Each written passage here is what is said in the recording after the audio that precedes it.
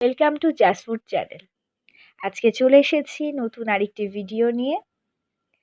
এটা lunch platter বা dinner platter বলা যেতেই পারে। তো খাবারে রয়েছে মিক্সড ফ্রাইড রাইস, ফুলকপির পাকোড়া, স্যালাড।